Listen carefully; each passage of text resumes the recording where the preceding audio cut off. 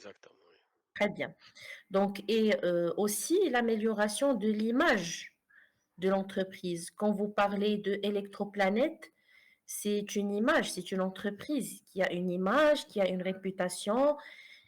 Si on parle par exemple de Marjane, si on parle de Marjane Mall, on va bien sûr imaginer un service qui va être de qualité parce qu'on va se fier à l'entreprise Marjane. Et bien sûr, ce qu'on connaît, c'est que Marjane, c'est une entité qui est vraiment grande, c'est une entreprise qui est grande, qui se développe, qui a bien sûr une panoplie de produits et bien sûr qui reflète vraiment un niveau qui est très élevé au niveau de la qualité, de la gestion, de la distribution, etc. C'est ça. Oui, madame, mais elle reste, on dit, c'est très compliqué pour les vendeurs qui vendent des différents produits, comme Marjan Marquez, par exemple, et ils vendent plusieurs produits, des différents produits. Alors, c'est difficile de garder cette image.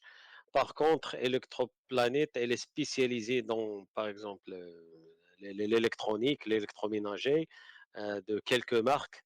Alors, elle est toujours connue par ses marques. Elle garde son image, elle garde Ah oui, la je suis ça tout va. à fait d'accord avec vous. Oui, Oui, parce que on va dire que par exemple Jumia, c'est plusieurs revendeurs qui sont sous l'enseigne de Jumia.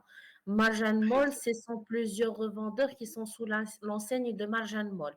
Mais si on parle de Electroplanet, ce sont des conventions avec des entreprises spécifiques en électroménager. Oui, je comprends très bien.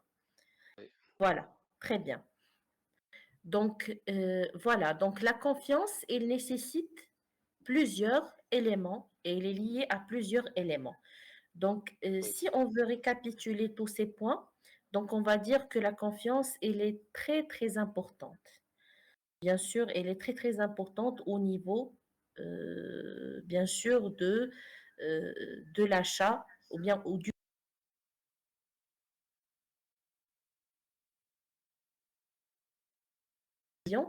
d'achat. Ça veut dire on décide d'acheter dès lors que l'on a confiance par rapport à un vendeur quelconque, par rapport à un produit quelconque. Donc, bien sûr, si on a confiance, on peut acheter. Si on n'a pas confiance, il reste un petit peu un pourcentage très faible pour qu'on puisse prendre ces décisions d'achat. Très bien. Voilà. Donc,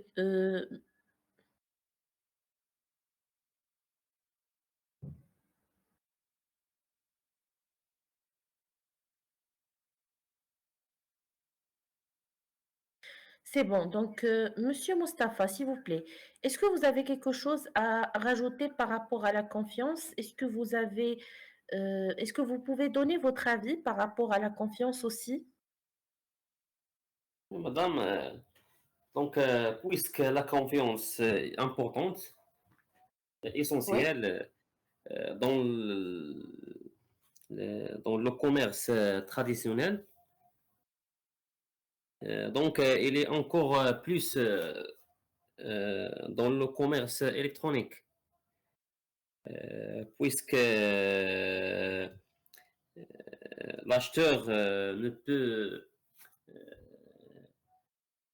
toucher, c'est-à-dire toucher le produit dans certaines applications, ni voir. Donc, la confiance est essentielle dans tout le processus depuis, c'est-à-dire que ce soit concernant, que ce soit pour le site qui doit être fiable, euh, également le processus de paiement doit aussi fiable, sécurisé. Le produit également, donc il doit conforme. Donc, vous voulez dire, Monsieur Mustapha, que la confiance, elle est importante dans le commerce, ça veut dire le commerce normal, le traditionnel, face-to-face, et dans le commerce en ligne. Non, je dis que, j'ai dit que puisque la confiance est essentielle dans le commerce traditionnel, donc concernant le commerce électronique, Elle va être aussi indispensable. plus, plus de ça. Ah oui, elle va être encore plus importante. Oui, oui, Oui, je comprends. parce qu'on ne peut toucher le produit au devoir avant Très bien, oui, oui, oui. Ça veut dire que son importance, elle va augmenter puisqu'on ne peut pas toucher le produit, on ne peut pas le voir. Donc, la confiance, elle va être encore plus importante dans la vente en et ligne. on a aussi, madame, on a aussi tout un processus, donc le site, le paiement, La livraison, la conformité de produit, la le délai livraison, de livraison. ouais, très bien. Donc, il y a tout un processus en plus à appliquer. Oui, Très bien, oui, monsieur Mustapha, c'est très bien. Oui, je vous comprends très bien. Je suis totalement d'accord avec vous que la confiance, elle est d'autant plus importante dans le commerce électronique que dans le commerce traditionnel. C'est normal parce qu'on ne voit pas le produit, on ne peut pas le toucher, on n'est pas en train d'interagir avec des êtres humains.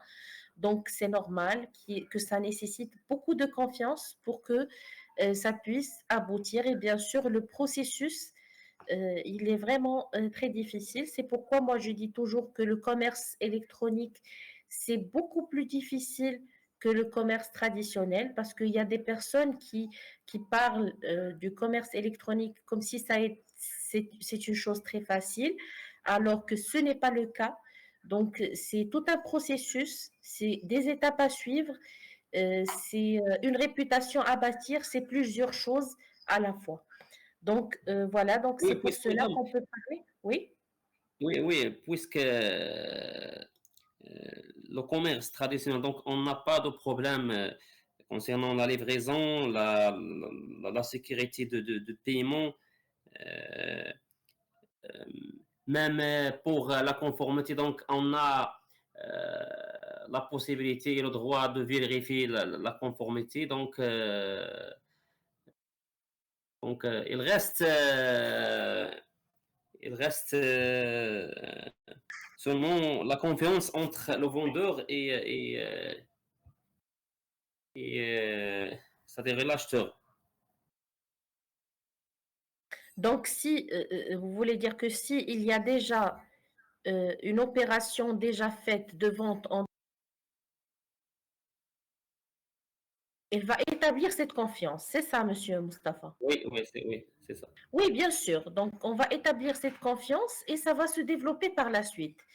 Et ça va devenir ce qu'a appelé tout à l'heure Monsieur Hakim. On va rentrer dans un processus de fidélisation.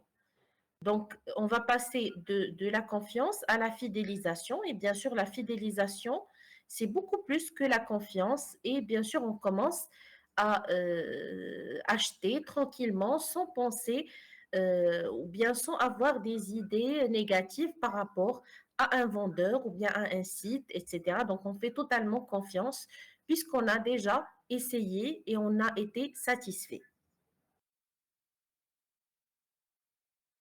D'accord? Oui, d'accord.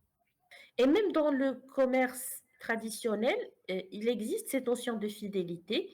Quand vous achetez chez un vendeur ou bien quand vous achetez un produit qui vous plaît, vous devenez fidèle à ce vendeur.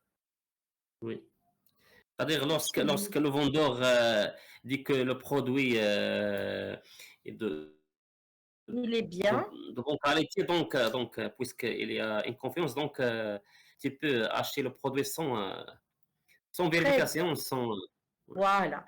Donc, vous allez avoir confiance en lui, vous allez acheter encore et encore et vous allez développer cette liaison qui va être beaucoup plus que la confiance, c'est la fidélité. Vous allez devenir un client fidèle.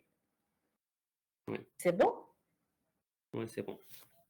Très bien. Donc, pour la quatrième question, quelles sont les solutions proposées pour renforcer la confiance dans le e-commerce?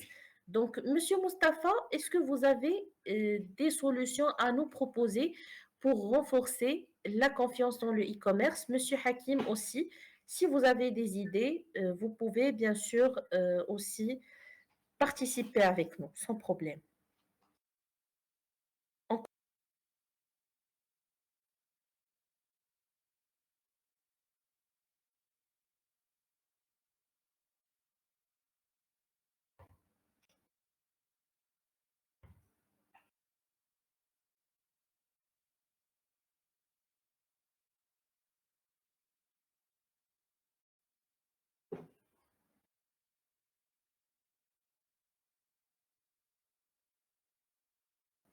Oui, parmi les solutions, donc le paiement à la livraison, donc il peut, c'est-à-dire, on peut éviter plusieurs problèmes concernant notamment la conformité de qualité. On peut aussi éviter de, de payer un produit non livré.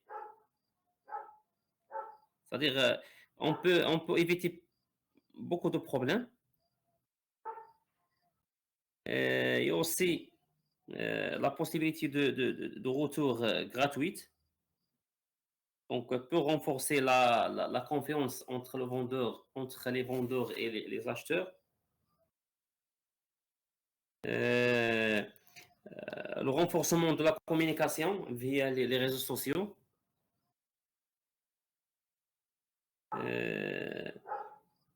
Et aussi la certification de sécurité sur les plateformes et les sites de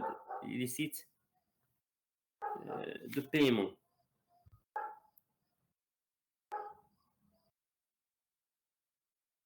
Très bien. Donc, on peut bien sûr essayer d'adopter des techniques. Bien sûr, on a vu quelques techniques dans le texte, comme le paiement à la livraison, les avis clients, les systèmes de paiement sécurisés, la possibilité de retourner les produits. On peut bien sûr aussi adopter des techniques qui peuvent favoriser cette confiance vis-à-vis du client. On peut bien sûr aussi payer à la réception ou bien tester le produit avant de payer. Donc, il y a des approches que peuvent adopter les vendeurs pour encourager les clients à acheter encore plus les produits. Bien sûr, ça, c'est très important. Et il y a aussi des techniques qui sont utilisées par les vendeurs. Il y a aussi les avis des influenceurs. C'est ce qu'on appelle le marketing d'influence. Donc, des influenceurs qui testent des produits, qui donnent leurs avis, etc. Donc, vous essayez d'un produit ou bien vous commandez chez tel et tel, vous serez satisfait, etc.